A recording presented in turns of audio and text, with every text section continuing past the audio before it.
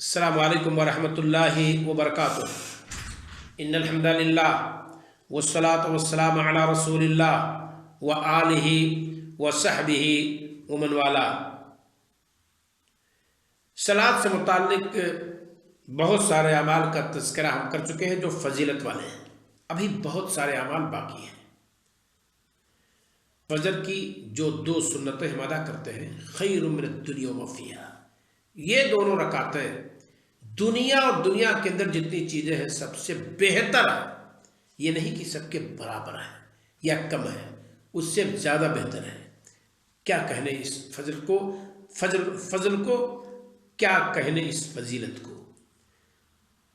ذرا دیکھیے، ام المومنین عائشہ رضی اللہ تعالیٰ عنہ فرماتی ہیں، نبی کریم صلی اللہ علیہ وسلم سے اس کو روایت کرتی ہیں کہ آپ نے فرمایا رکعت الفجری، فجر کی 2 رکعتیں خیر، زیادہ بہتر ہے۔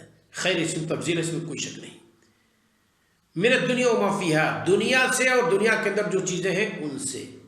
امام مسلم رحمہ اللہ نے اس کی روایت کی ہے، حدیث کا نمبر ہے 1635۔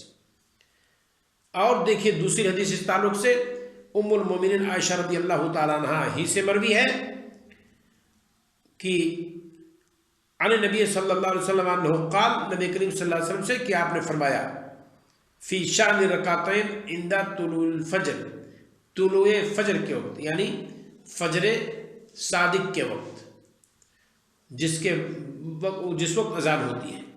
یہ وہ اذان نہیں ہے جس اذان کو کھاتے ہیں اور تہجد کی صلاۃ ادا کرتے ہیں، وہاں صبح کاذب اور فجر کاذب ہے۔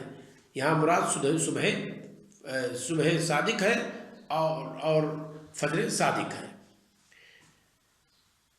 فی شان الرکعتین عند طلوع الفجر، فجر صادق کے طلوع ہونے کے وقت جو 2 رکعتیں پڑھی جاتی ہیں ان کے بارے میں آپ نے فرمایا کیا، لہما، البتہ یہ دونوں، احب الی من الدنیا جمیعا، پوری کائنات سے میرے نزدیک یہ دونوں رکعتیں زیادہ محبوب ہیں۔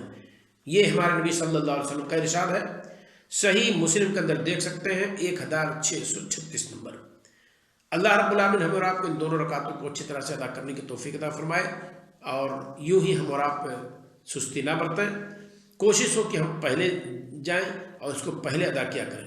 اگر کوئی شخص پہلے نہ ادا کر سکے تو اس کو وہ صلاۃ فجر کے فوراً بعد بھی ادا کر سکتا ہے اور سورج کے طلوع ہونے کے بعد بھی ادا کر سکتا ہے۔ ہمارے نبی صلی اللہ علیہ وسلم اس کو بہت ہلکی پڑھتے تھے۔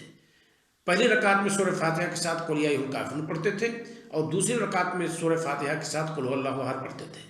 اما عائشہ صدیقہ رضی اللہ تعالی عنہا اس ہلکا پن کو بتاتی ہیں کہ بسا اوقات میں نہیں سمجھ پاتی کہ آیا آپ نے سورہ فاتحہ پڑھی ہے کہ نہیں پڑھی ہے، یعنی اس قدر آپ صلی اللہ علیہ وسلم ان دونوں رکعتوں کو ہلکا کر کے پڑھتے تھے۔ لہذا ہم اور آپ بھی اس کو نبی کریم صلی اللہ علیہ وسلم کی اقتداء کرتے ہوئے ہلکی ہی کر کے پڑھیں، اور یہ ہمارے نبی صلی اللہ علیہ وسلم کے ہاں پسندیدہ تھا، اور یہی آج بھی ہمارے نزدیک پسندیدہ ہونا چاہیے۔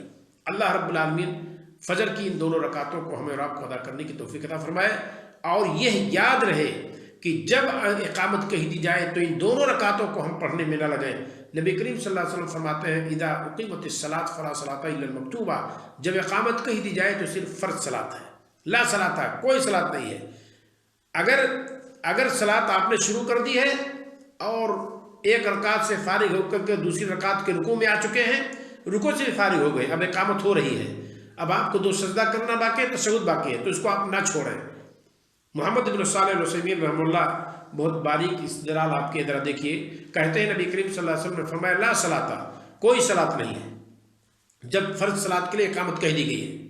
کہتے ہیں کہ اگر ایک رکعت سے کم باقی ہے تو وہ نہیں چھوڑے گا، وہ پھر مکمل کر لے گا، کیونکہ ایک رکعت سے کم صلاۃ کا حصہ اگر باقی ہے تو اس کو صلاۃ نہیں کہتے ہیں۔ اور نبی صلی اللہ علیہ وسلم نے فرمایا کہ لا صلاۃ، کوئی صلاۃ نہیں، کوئی رکعت نہیں ہے۔ تو ایک رکعت سے کم اگر باقی ہے تو انسان اس کو مکمل کر لے گا۔ یہ محمد بن صالح العثیمین رحمہ اللہ کا استدلال ہے، ان کا کہنا ہے۔ اور بہت سارے علماء کا کہنا ہے کہ نہیں، نبی کریم صلی اللہ علیہ وسلم نے جب منع کر دیا ہے تو اس کا اختیار ہی نہیں ہے کہ وہ چھوڑے، اس صلاۃ کا کوئی وجود ہی نہیں ہے، لا صلاۃ، کوئی صلاۃ ہی نہیں ہے۔ جب اقامت فرض کی کہہ دی گئی ہے، وہ ارادہ کرے چھوڑنے کا یا نہ ارادہ کرے، اب صلاۃ ہے ہی نہیں، وہ ادا کرتا رہے، رکوع سجدہ یوں ہی کرتا رہے، گرتا پڑتا رہے، اس کا کوئی اعتبار نہیں ہے۔ لہذا میرے بھائیوں، ہم اور آپ کو چاہیے کہ ہم قیل و قال میں نہ پڑھیں۔ نبی کریم صلی اللہ علیہ وسلم کا یہ صریح حکم ہے، جب اقامت کہہ دی گئی ہے تو کوئی صلاۃ نہیں ہے۔ لہذا ہم اور آپ فجر کے وقت بھی آ کر کے ان دونوں رکعتوں میں نہیں لگیں گے اگر اقامت کہہ دی گئی ہے تو۔ آپ جانتے ہیں بسا اوقات لوگ مسجد میں موجود ہیں اور ان دونوں رکعتوں میں لگے ہوئے ہیں اور ان کی دو فضیلتیں چھوٹ جاتی ہیں، نہیں پتہ ہے۔ ذرا دیکھیے، نبی کریم صلی اللہ علیہ وسلم فرماتے ہیں کہ جو شخص امام کے ساتھ 40 دن تکبیر تحریمہ کو پالے، امام نے تکبیر ہو چکی ہے، امام نے کہا اللہ اکبر، یہ تکبیر تحریمہ ہے، ابھی امام نے قرأت شروع نہیں کی ہے اور آپ پہنچ جاتے ہیں، تو گویا کہ آپ نے تکبیر تحریمہ کو پا لیا ہے۔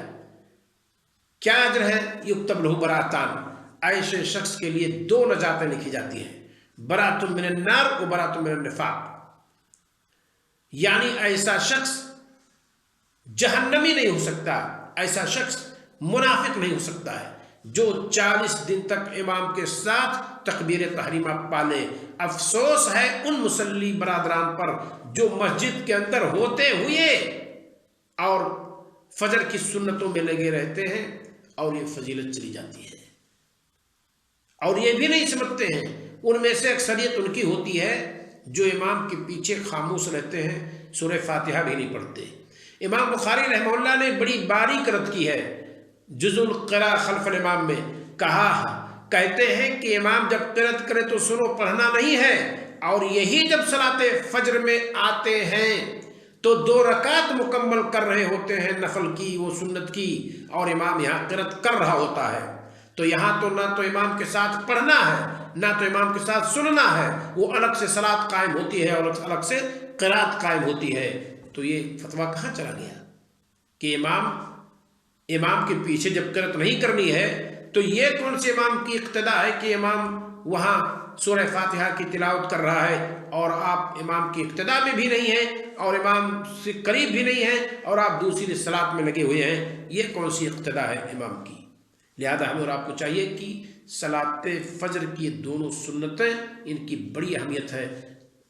نبی کریم صلی اللہ علیہ وسلم سفر میں اور گھر میں، حالت اقامت میں، دونوں حالت میں اس کو نہیں چھوڑتے تھے، ایک وتر اور دوسرے فجر کی دونوں سنتیں۔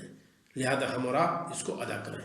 اللہ رب العالمین ہم اور آپ کو فجر کی دونوں سنتوں کو اہتمام سے ادا کرنے کی توفیق عطا فرمائے۔ السلام علیکم ورحمۃ اللہ وبرکاتہ۔